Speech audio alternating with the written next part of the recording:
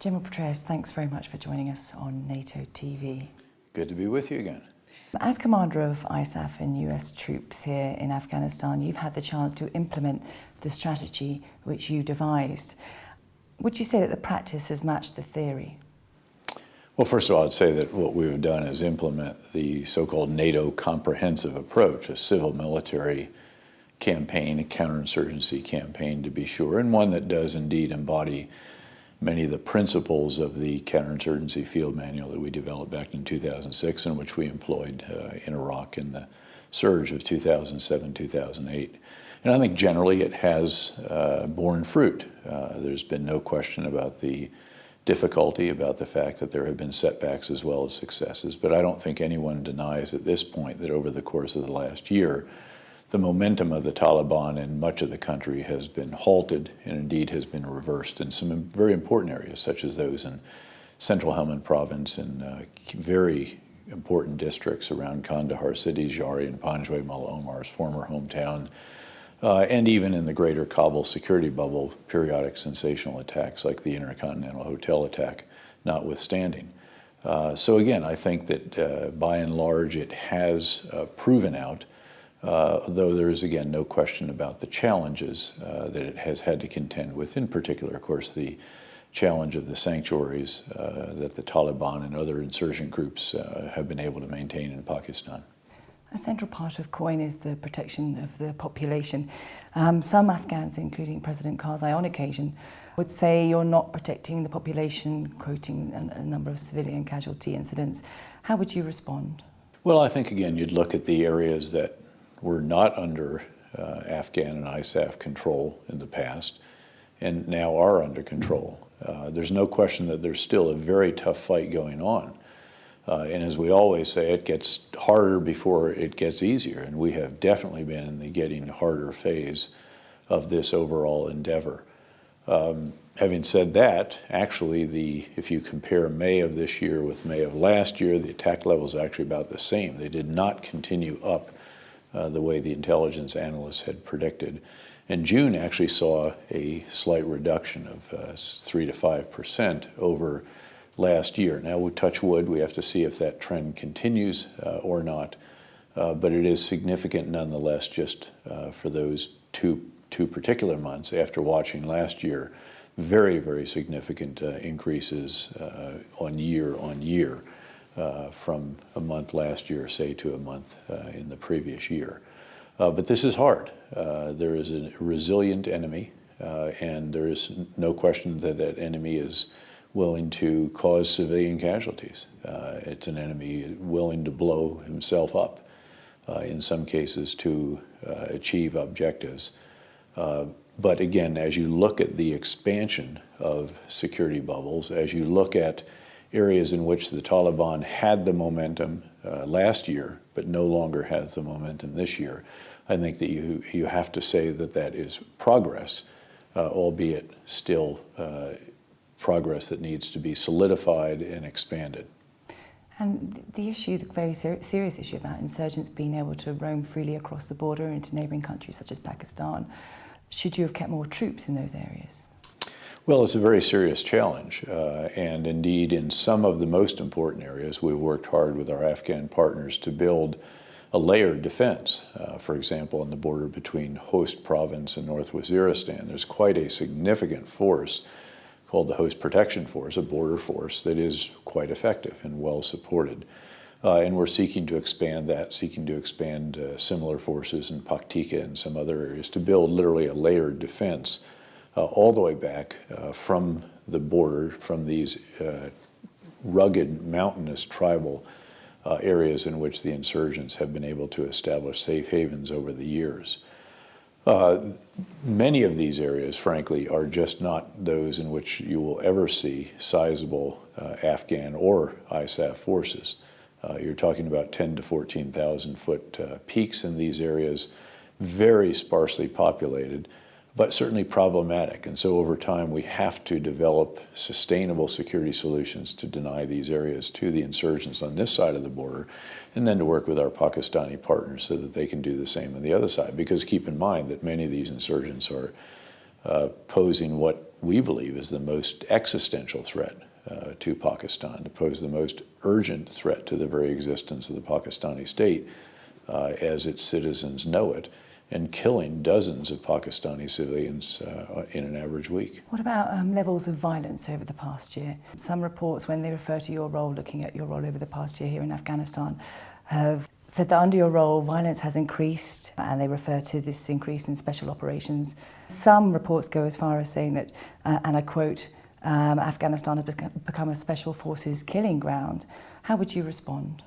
I'd say what I just said a moment ago, which is that in the month of June, the level of insurgent attacks actually went down compared with June in 2010, and that in May it was roughly the same. Now that's quite different from what was predicted by the intelligence analysts, who predicted the kind of continued increase that we have seen literally year after year after year for some probably 4 or more years. The fact is that when you add tens of thousands of additional Afghan and ISAF forces, as we have over the course of the last 2 years, and that Afghan surge will continue as they go on the offensive, as they take back areas from the Taliban and the other insurgent elements, it's to be expected that they're going to fight back. And that is indeed what has taken place. Beyond that, the targeted operations actually generally result in no shots fired. It's a very small subset of these special operations in which shots are fired. And when they are, not all the time, but generally they are quite precise in their effects. And they have been very effective indeed in getting those individuals we're seeking and typically, again, capturing them, because we want to interrogate them and indeed to learn more about their networks. The Afghan police, army, the Afghan security forces in general, are they really up for it, do you think? They are, again, with some caveats, and you have to acknowledge, I think, an unevenness among some of the forces. I think it's always true in a case like this, and this is my 3rd or 4th country in which we've tried to carry out a mission like this, that local police forces, not the Afghan local police per se, the village-based security forces, which are really quite effective and are tied into the Ministry of Interior and controlled, but the Afghan uniform police, as they're termed, do tend to be uneven because indeed they are vulnerable in a way that Afghan army forces are not. So as a general hierarchy, the Afghan Special Operations Forces, over 12,000 of them now, really quite capable, and indeed leading nearly a quarter of the so-called night raids at this point in time. We certainly provide enablers for them, intelligence, surveillance, reconnaissance assets, and other specialized tools and so forth, but they are the ones going through the door. They're the ones doing the apprehension, the searches, and all the rest of that in almost a quarter of the missions at this point in time. The regular, the commandos, the army forces and so forth, again, generally doing well. Certainly there's a range of them all the way from still being established all the way up to an actual independent infantry battalion now as it's assessed in the commander's unit assessment. And then, as I said, the police that tend to be a bit more uneven, running the gamut from quite good to some that are suspect in the eyes of the local population because of a variety of reasons. And I think that was sort of shown in the intercontinental attack. I'm not sure I agree with that, actually, if I could. Let me talk about that, because if you contrast the intercontinental attack, frankly, with the tragic Lashkar-e-Taiba attack in Mumbai, which lasted for well over a day and a half and well over 100 civilians killed, the Intercontinental Hotel, a massive hotel, hundreds of rooms, 2 huge wings, multi-floors, and the Afghan security forces responded quite capable and relatively quickly. Again, it does take a few hours to alert a force, assemble it, issue its equipment, develop initial plans, deploy to the location, get an update, and then launch into operations, keeping in mind that the individuals they were going after, each of them, was wearing a suicide vest and heavily armed. And they managed to clear this entire hotel over the course of a single period of darkness. Yes, there was assistance at the end with a NATO helicopter with a sniper, basically because we had the sniper at the airfield and we had the helicopter at the airfield, and they've done it before. This is not the first time to try to do a sniper operation at night from a helicopter. We did have forces that were, again, in the role of mentors, if you will, but it was the Afghan forces that died in this operation. There's no better, if you will, example of the fact that they were the ones confronting these would-be suicide bombers and ultimately forcing the remaining handful up onto the roof where they were killed by the sniper or by other forces.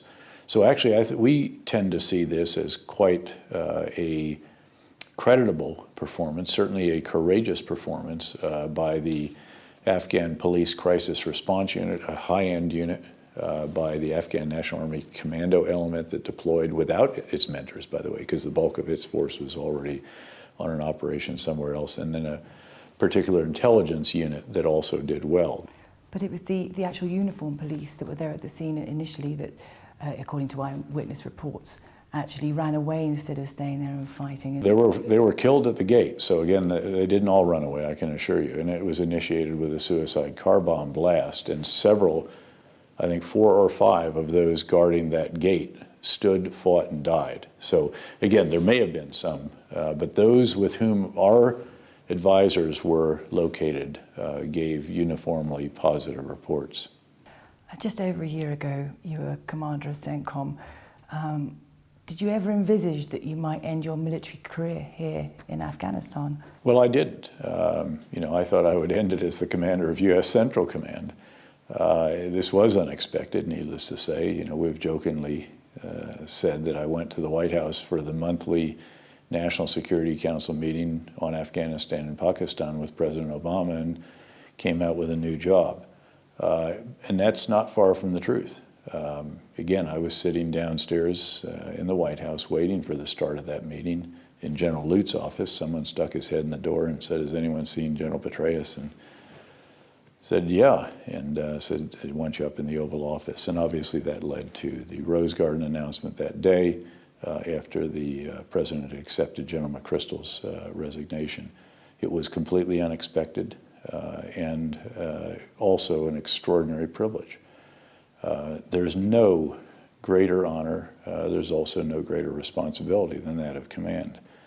And I've been privileged to have probably more than my share of commands, especially as a general officer, and especially in some pretty important endeavors in combat.